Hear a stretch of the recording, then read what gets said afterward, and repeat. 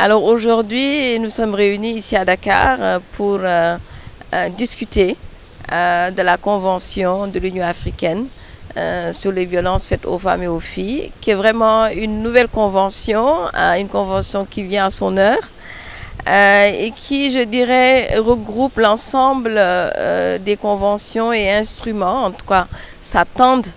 à renforcer ce que nous avons vu jusqu'à maintenant, tel que le protocole de Maputo, pour maintenant descendre plus près des pays, être dans les pays, pour réfléchir sur les mécanismes de lutte et de prévention des violences faites aux femmes et aux filles. Et il est bien d'ailleurs que cette convention soit portée par Aoulin. Aoulin, c'est le réseau des femmes leaders africaines,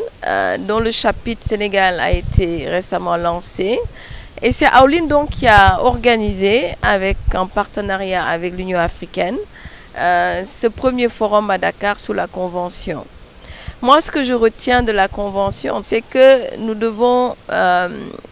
réfléchir sur sa mise en œuvre effective de la Convention, puisqu'elle prend en compte les différentes problématiques des violences et comment elles se manifestent et quelles sont également les lois et les textes juridiques que nous avons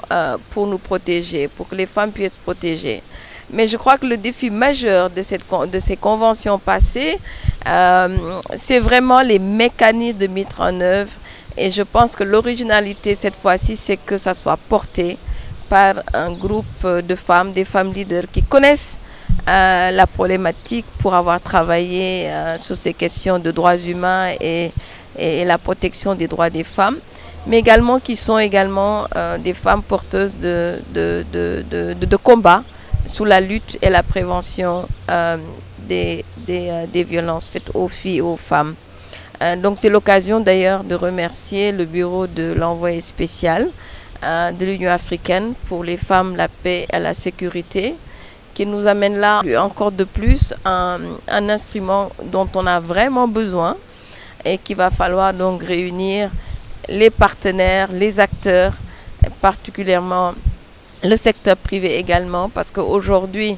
en tant que société civile, on tend la main au secteur privé parce que nous pensons que c'est un combat de la société, ce n'est pas un combat d'un domaine, mais que c'est tout le monde qui doit se mettre ensemble pour véritablement amener une solution sur les violences faites aux femmes. Donc les médias sont là aussi, c'est l'occasion de remercier Amani qui suit nos travaux depuis ce matin et qui apporte de riches contributions et aussi par rapport à tout ce que nous faisons sous les questions sous l'agenda femmes et développement au Sénégal.